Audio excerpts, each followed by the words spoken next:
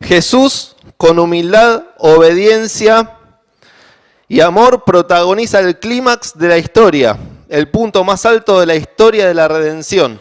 Le da un giro a la trama. El esperado héroe llega y no solo fue rechazado, sino que también fue asesinado y puesto en una tumba. Pero no es el fin, no es una derrota, sino la muerte fue para su conquista, porque venció la muerte y resucitó.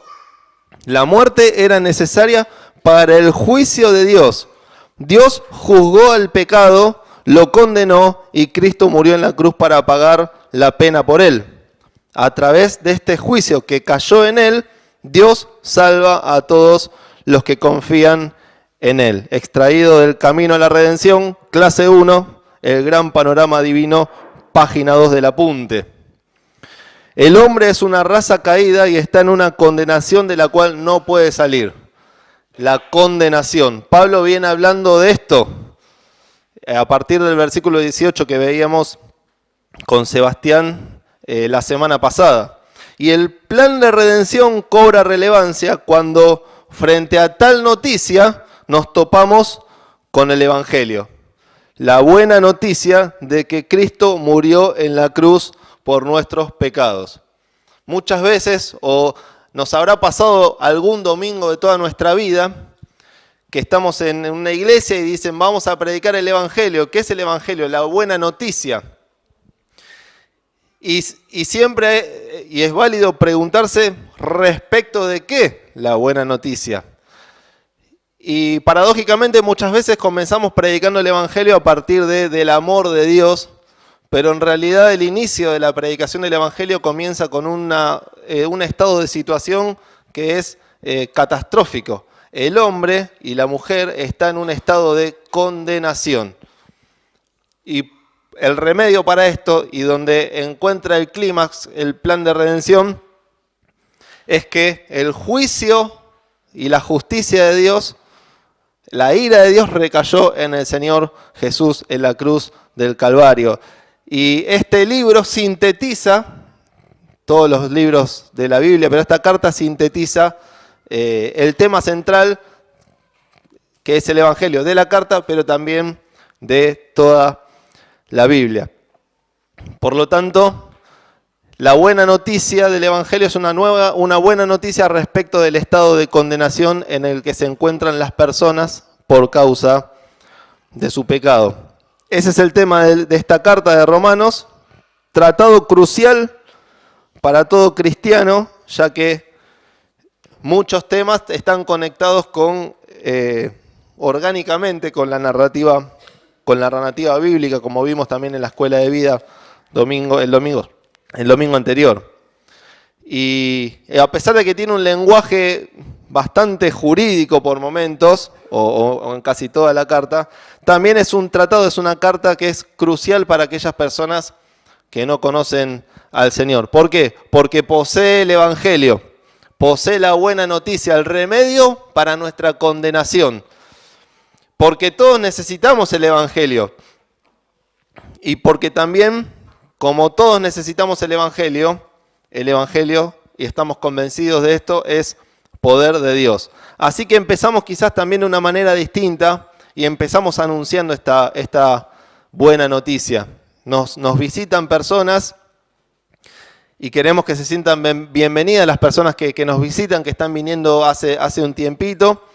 Y quizás no tenemos todo claro porque siempre digo lo mismo, la Biblia no tiene el lenguaje más amigable de pronto, pero sí la Biblia arroja un diagnóstico a toda condición humana, que estamos en un estado de condenación a causa del pecado y de esto no se sale.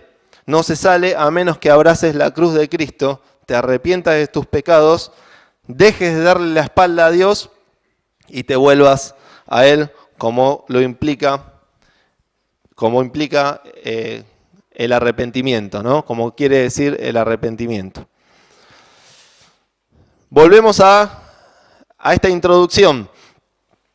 Capítulo 1, versículo 18 hasta el 3:19, Pablo argumenta y fundamenta el estado de la condición del hombre, de condenación por la cual necesita esta buena noticia. Dicho esto, leemos Romanos capítulo 2, versículos 1 al 11, lo vamos a leer una vez y después muy probablemente nos vayamos deteniendo en algunos versículos para pensar juntos y releyendo los versículos para pensar juntos.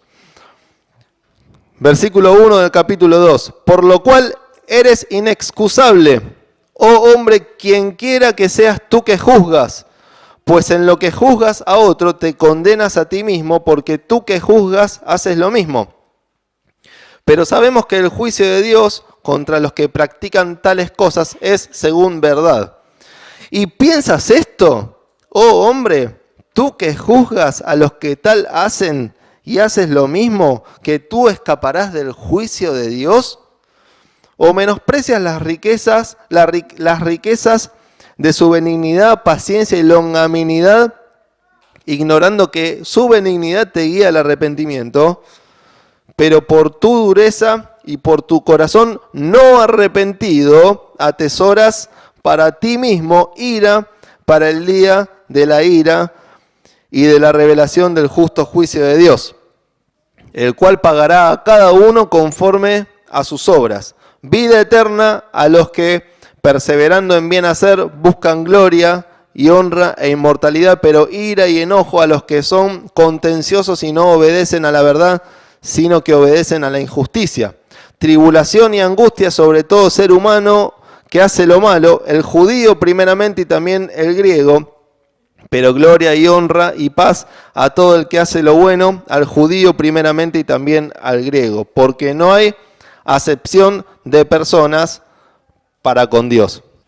Código Civil y Comercial de la Nación, Ley 26.994, artículo 8, principio de inexcusabilidad. La ignorancia de las leyes no sirve de excusa para su cumplimiento si la excepción no está autorizada por el ordenamiento jurídico. Comienza el capítulo 2. Eres inexcusable. No hay excusas. Romanos 3, ya lo estudiaremos.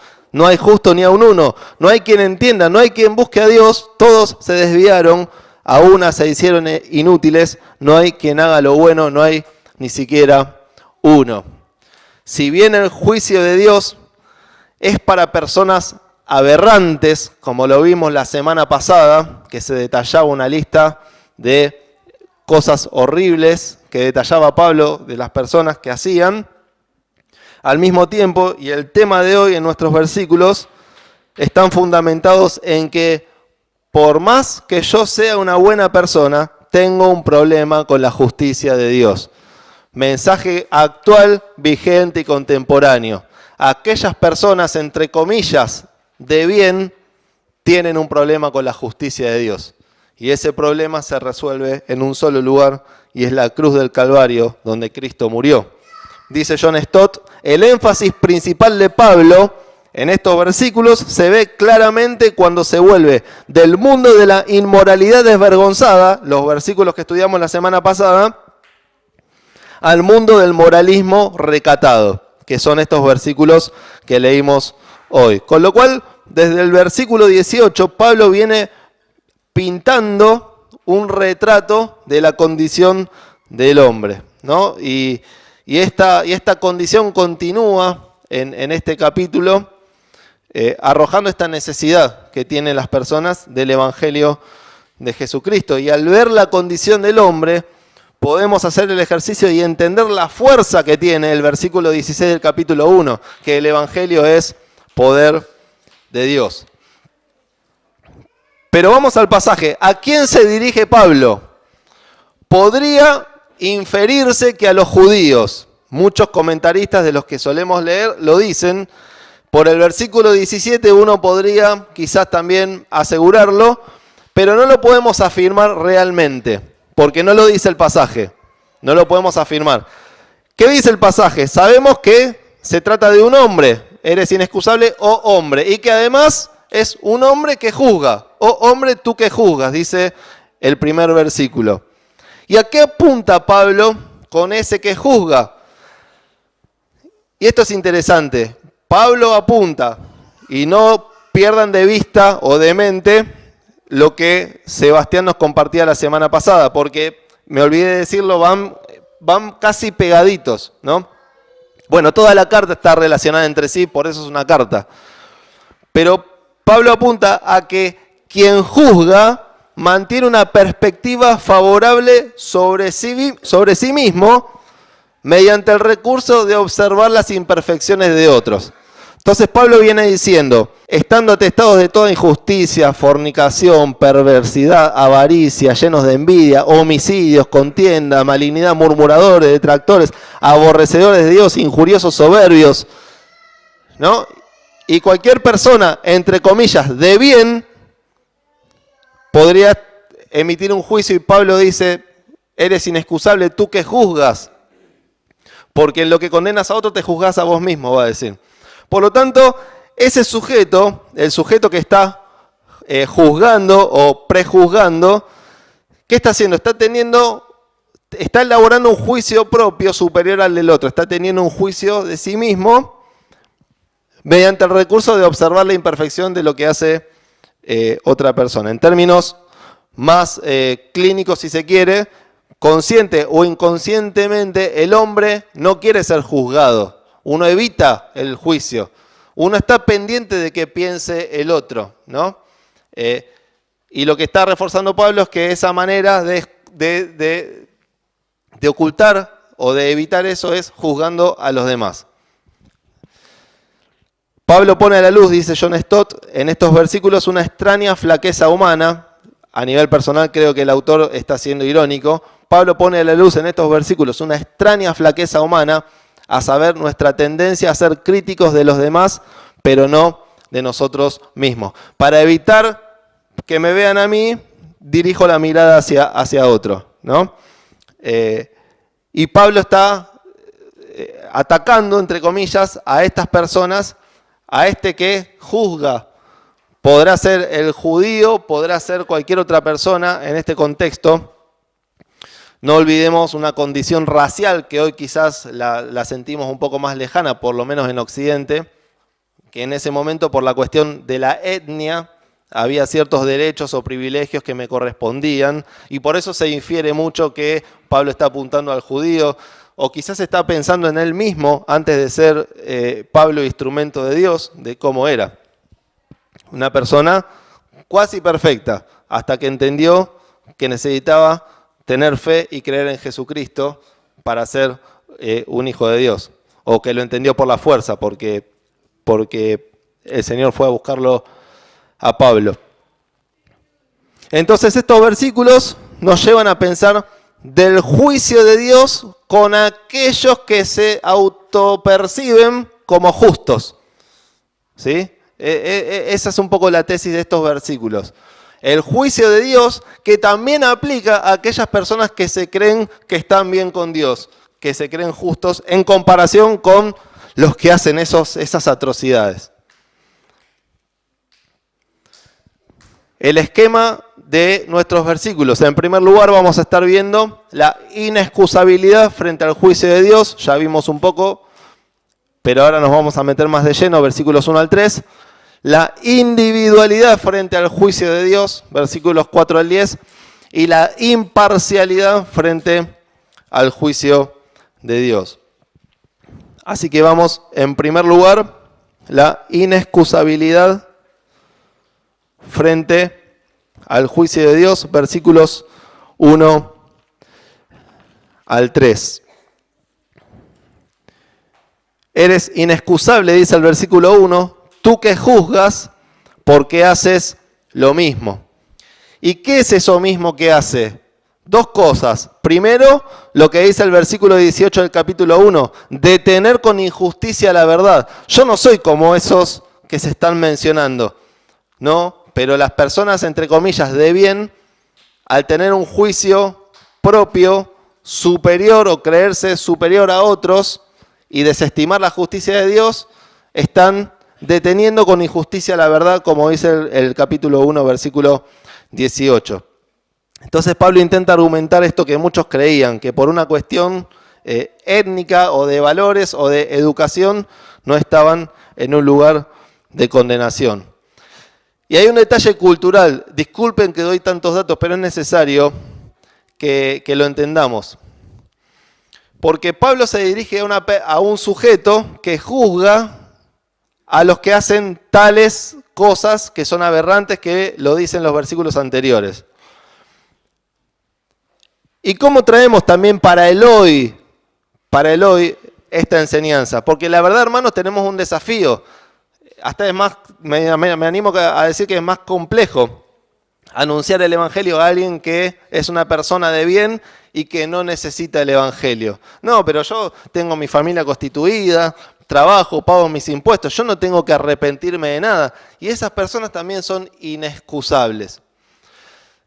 No, pero yo no mato, y acá voy con el componente cultural que hay que tener en cuenta. Yo no mato, yo no robo, yo no engaño a mi esposa, ¿no?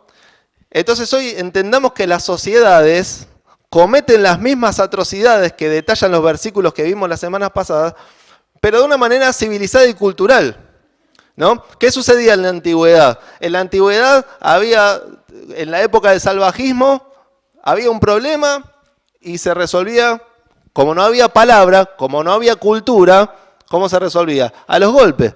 Vení, acompañame que vamos a buscar leña y charlamos y resolvemos el asunto. Y cuando te querías dar cuenta, sácate, le cortaba la cabeza. Así vivían las sociedades antiguamente. Hoy, ¿qué tienen las sociedades, sobre todo las de Occidente también? La cultura. Entonces, cuando dos personas van en auto y frenan ahí en una esquina que están por chocar, pero ¿qué te pensás? ¿Que te voy a matar? Entonces, ¿qué sucede? Lo estoy matando culturalmente, con la palabra, ¿no? Y es lo que dice el Señor en el Sermón del Monte.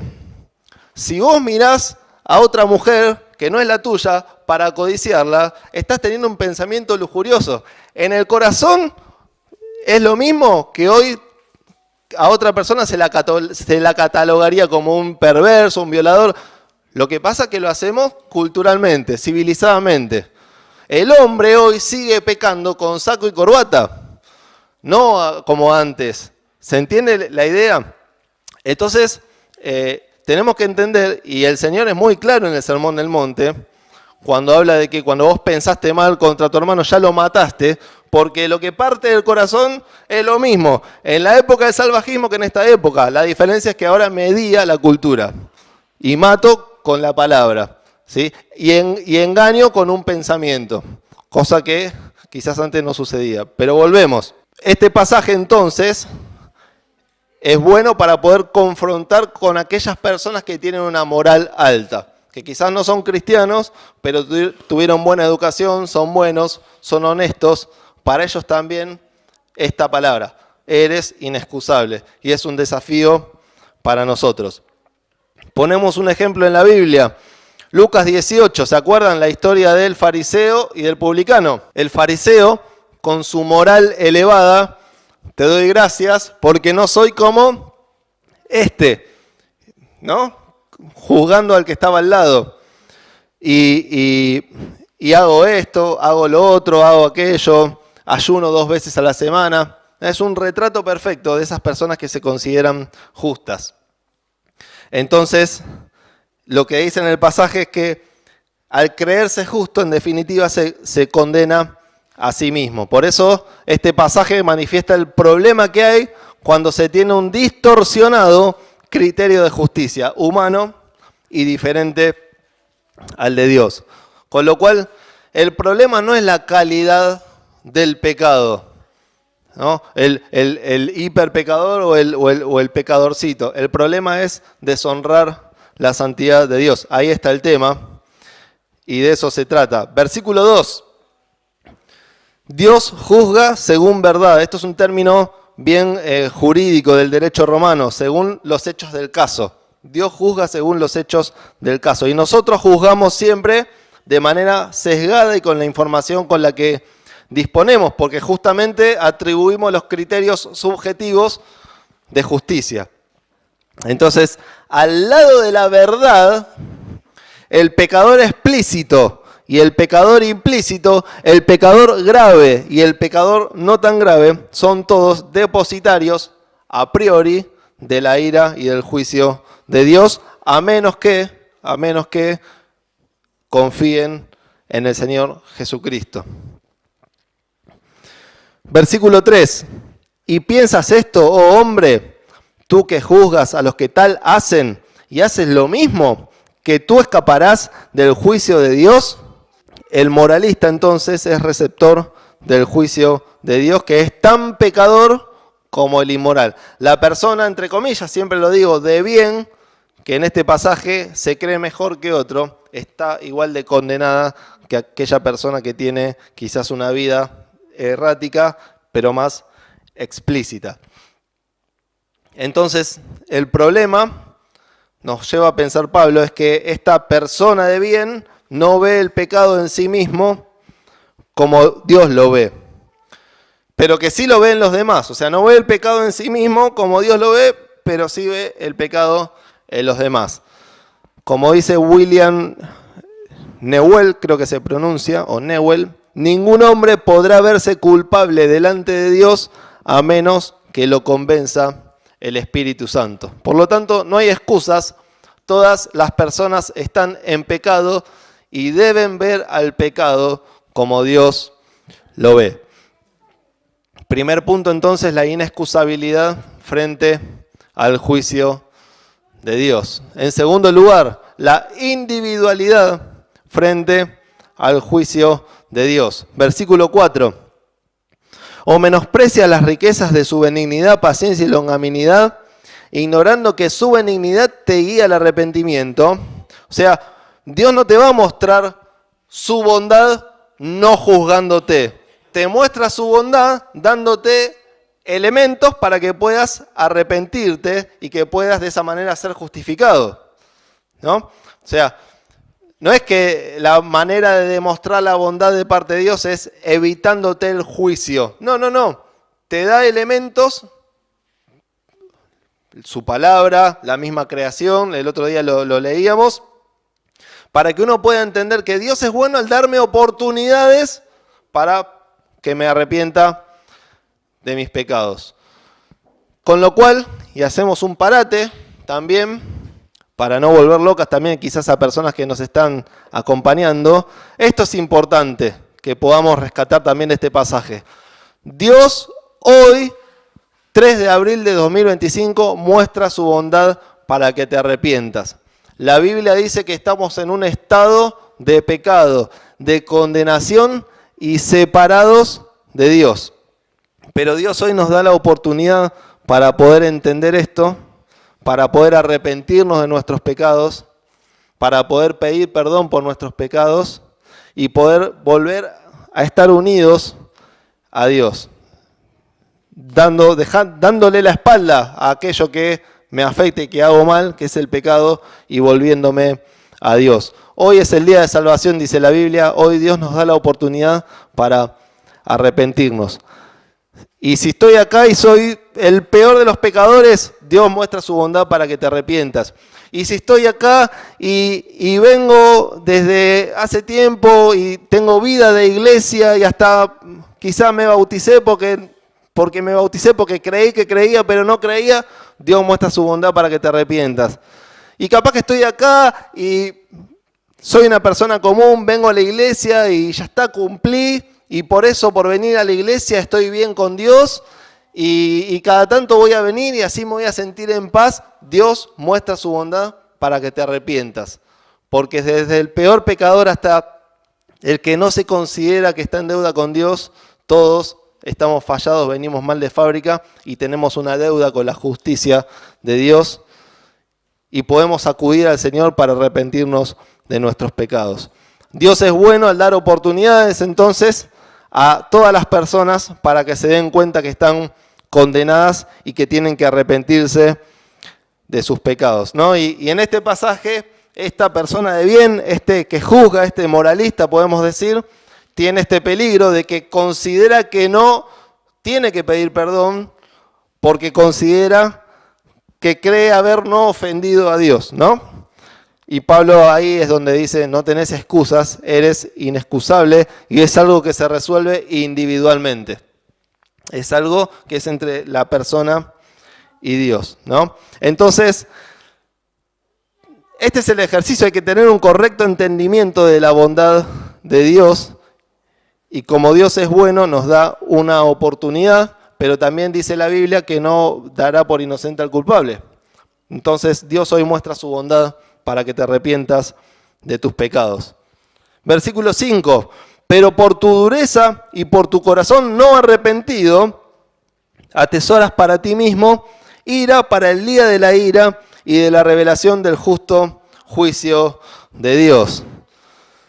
Claro, como no te arrepentís porque pensás que no mereces el juicio de Dios, lo único que haces es juntar juicio y juntar ira de parte de Dios para el día de la ira, ¿no? Eso dice este versículo resumidamente. Entonces, cuidado, dice Pablo, porque el ser moralista te endurece el corazón, el creer que yo no tengo una deuda con Dios, el creer que yo no le tengo que pedir perdón a Dios, te endurece el corazón y acumulamos su ira. El versículo 18 del capítulo 1 habla de la revelación de la ira de Dios. El jueves pasado lo tratábamos. Y que tanto el inmoral como el moral verán la luz, ¿no? A esto nos llevaba a pensar Sebastián con la revelación de la ira de Dios.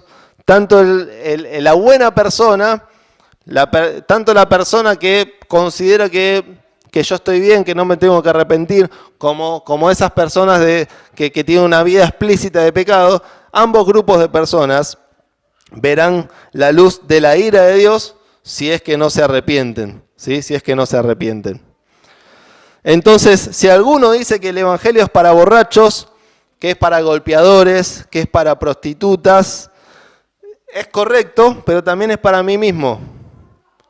También es para las personas que pagan sus impuestos, también es para las personas que se levantan todos los días a trabajar, también es para las personas que se esfuerzan, también es para las personas que creen que por hacer cosas, obras de caridad y demás cuestiones, también es para esas personas el evangelio. Caso contrario, estaremos juzgando, como el caso que se presenta acá, de manera sesgada y estaremos deteniendo con injusticia la verdad, como dice los versículos anteriores. Por lo tanto, el versículo 18 del capítulo 1, que dice, porque la ira de Dios se revela desde el cielo contra toda impiedad e injusticia de los hombres que detienen con injusticia la verdad. Eso es aplicable a todas las personas, porque todos estamos bajo el cartel o bajo el techo de la condenación.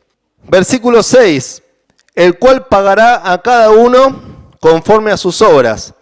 Vida eterna a los que, perseverando en bien hacer, buscan gloria y honra e inmortalidad, pero ira y enojo a los que son contenciosos y no obedecen a la verdad, sino que obedecen a la injusticia. Tribulación y angustia sobre todo ser humano que hace lo malo, el judío primeramente y también el griego, pero gloria y honra y paz a todo el que hace lo bueno, al judío primeramente y también al griego. Versículo 6, el cual pagará a cada uno conforme a su obra. Y llegamos al versículo un poco de la polémica. Y la gran pregunta que hacemos es, ¿por qué me tocó a mí? No, la gran pregunta que hacemos es, ¿en qué quedamos, Pablo? ¿La salvación es por fe? Porque acá me hablas de que vamos a ser juzgados por las obras.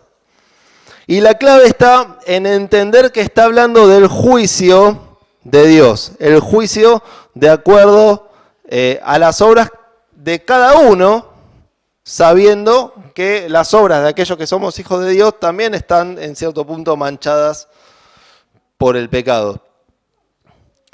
Para hacerlo gráfico, la justificación va por una calle, la calle de la fe, y el juicio de Dios va por otra calle, que es la calle de las obras. ¿Sí? Esta es la distinción. La justificación es por fe. Y resignificamos esto. ¿Qué es la justificación? La justificación es que Dios me atribuye su justicia. Yo estoy condenado y lo justo es que Dios descargue su ira en mí por mi pecado. Pero ¿cuándo entra a jugar o a tener protagonismo la justificación. Cuando yo entiendo que soy pecador, cuando yo entiendo que la ira de Dios está sobre mí y que merezco la condenación por causa de mi pecado, entiendo esto, me arrepiento de mis pecados, le pido perdón al Señor Jesús por mis pecados, me arrepiento y tiene valor y tiene fuerza el sacrificio que hizo Jesucristo en la cruz del Calvario, que derramó su sangre y que entregó su vida porque fue el plan de redención, el plan que Dios estableció para descargar su ira, para hacer justicia, porque Dios nos ama tanto que envió al Señor Jesucristo a morir en la cruz. Pero también es tan justo y no puede alterar su justicia, que su justicia la cumplió castigando a su propio Hijo. Entonces, Jesús, y ahora lo vamos a recordar en las Pascuas, muchas personas lo recuerdan como un personaje histórico que estuvo colgado en una cruz, que después resucitó, y se comen huevos de chocolate, y después cada uno se va a su casa. Hay gente que cree en ese Jesús, perfecto. Nosotros creemos en Jesucristo como nuestro Salvador. Jesucristo que derramó su sangre por cada uno de nosotros. Y este es el Jesús que predicamos, este es el Evangelio que predicamos. Que si vos crees en Jesucristo como tu Salvador, Jesús, Dios te atribuye su justicia, te ve a través de Jesús como si nunca hubieses cometido un error. Dice la Biblia que nuestra vida está escondida en Cristo. No se refugia bajo el Señor Jesús si yo me arrepiento de mis pecados. Eso es la justificación y el juicio en este pasaje va por otra vía. Entonces, cuando confías en la obra de Jesucristo, es porque sabes que con tus obras no lográs nada. Otra cita de John Stott dice que algunos cristianos protestan de inmediato. ¿Ha perdido el juicio el apóstol? ¿Acaso comienza declarando que la salvación es solo por fe y luego arruina su propio evangelio al decir que después de todo es por buenas obras?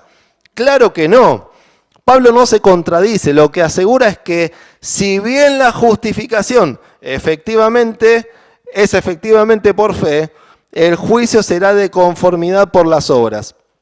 No es difícil descubrir la razón de que así sea.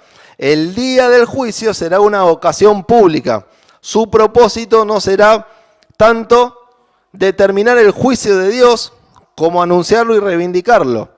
Una ocasión así, en la que se hará un veredicto público y se dará a conocer una sentencia pública, requerirá pruebas públicas y verificables que las apoyen.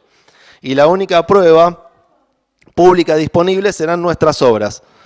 Lo que hemos hecho y lo que se ha visto que hemos hecho. La presencia o ausencia de una fe salvadora en nuestro corazón se dará a conocer por la presencia o ausencia de buenas obras de amor en nuestra vida. Santiago dice, pero alguien podría decir, tú tienes fe y yo tengo obras. Muéstrame tu fe sin obras y yo te mostraré mi fe por mis obras. Por lo tanto, la salvación es por fe y las obras son una consecuencia de la fe. Incluso, aunque suene raro, en el original se puede identificar mejor este principio. ¿Por qué? Porque el arrepentimiento es un cambio de disposición mental. Y cuando uno cambia de mentalidad en rigor de lo que era antes, es decir, cuando uno cambia y se vuelve a Dios, comienza a transitar un camino en las buenas obras, no porque quiero alcanzar la salvación, sino justamente porque Dios me cambió. Eso es el arrepentimiento. Voy en esta dirección que es contraria a la voluntad de Dios y me vuelvo a Dios, cambio de disposición mental. Ahí es donde actúa la fe, donde yo creo en Jesucristo y comienzo a transitar un camino en donde comienzo a tener un accionar en mi vida, porque paréntesis, y perdonen que a veces como que voy pernoctando con paréntesis, pero quiero aclarar esto. Las buenas obras no es que toco un instrumento en la escuelita, que ayudo a preparar la pizza. Las buenas obras son el accionar del Hijo de Dios 24 horas del día, los 7 días de la semana. Es el comportamiento que yo tengo como un seguidor de Jesús. Si el Espíritu Santo está dentro de mí, voy a tener buenas obras. Entonces vemos también acá el mensaje del Evangelio del cual nos podemos apropiar. Dios cambia vidas, nos hace de nuevo y podemos cambiar de mente y de corazón aferrándonos al Señor Jesucristo. Último punto, y nos vamos a detener poco porque vamos a profundizar los próximos jueves en este tema de la imparcialidad frente al juicio de Dios.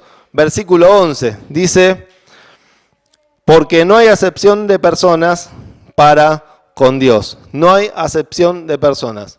Todos pecaron y están separados, destituidos de la gloria de Dios. Entonces, estos jueces que se ven en el pasaje del capítulo 2 demandan los pecados de aquellos que practican cosas aberrantes, pero no pueden ver que su situación y su hipocresía también es pecado. Y Dios es justo y demanda que el pecador pague por su pecado. Último fragmento que leemos: no es el hombre el que coloca el parámetro o el criterio de justicia. Dios establece qué es justo, y lo justo es que estamos condenados a una muerte eterna, a menos que nos arrepintamos de nuestros pecados y pongamos nuestra fe en Jesús para poder ser justificados por Dios, pero sin que se vulnere su justicia, dado que el castigo recayó en el Señor Jesucristo. Entonces Pablo en este pasaje deja sentada la idea de cómo Dios está completamente airado con el pecado y con el pecador, y nos da un conciso resumen de la condición humana y del hombre delante de un Dios justo y un Dios santo. Estamos acostumbrados a hablar de que no hay acepción de personas en relación a la salvación, y está bien, ¿no? No hay acepción de personas. El Evangelio es para todos. La Biblia dice en el libro de Juan: el que a mí viene no le echo fuera. Aunque también hay un principio electivo en ese versículo, porque dice: todo el que el Padre me ha dado vendrá a mí. Pero en definitiva no hay acepción de personas para Dios. Dios recibe a todos los que se arrepienten, pero Dios también condena a todos los que no se arrepienten. Y ahí tampoco hay acepción de personas. Eso enseña Pablo en este fragmento y en estos versículos. A modo de conclusión, terminamos. Este pasaje es muy claro para transmitir en nuestro hoy, en nuestra contemporaneidad, en nuestra actualidad, que no tenemos excusas frente a Dios y que todas las personas buenas y malas, delincuentes, asesinos, seriales, barras bravas y personas que se levantan todos los días, pagan el peaje y van a trabajar, todas las personas están en la misma condición y tienen el mismo cartel pegado en la cabeza: condenación. Condenación, a menos que podamos entender, y eso es algo que produce Dios, que podamos arrepentirnos y que podamos confiar en que Jesús en esa cruz murió para recibir el castigo por mi pecado. Quizás Dios te esté dando luz para entender esto. Oramos por eso. Y si venís siempre y no te arrepentiste, la ira de Dios está sobre vos. Si pensás que estás bien con Dios porque venís a la iglesia con papá y mamá, pero no te arrepentiste de tus pecados, no importa la edad que tengas, la ira de Dios está sobre vos. Si pensás que por ser buena persona y venir cada tanto a esto que erróneamente pensás que es una iglesia, porque la iglesia somos nosotros, pero no te arrepentís de tus pecados, la ira de Dios está sobre vos. ¿Y cuál es el objetivo al cual los quiere llevar a pensar Pablo? En que estas personas que juzgan a otros como pecadores se puedan ver a sí mismos como Dios las ve, en un estado de pecado y de condenación. Pero ahora, aparte de la ley, se ha manifestado la justicia de Dios, testificada por la ley y los profetas. La justicia de Dios por medio de la fe en Jesucristo para todos los que creen en Él. Aquellos que están en Cristo ya no tienen condenación porque entendieron que Dios descargó su ira con el Señor Jesús en la cruz del Calvario, y oramos también por las personas que puedan estar en este lugar o que puedan estar en algún momento mirando esta transmisión, que entiendan su condición delante de Dios y se arrepientan.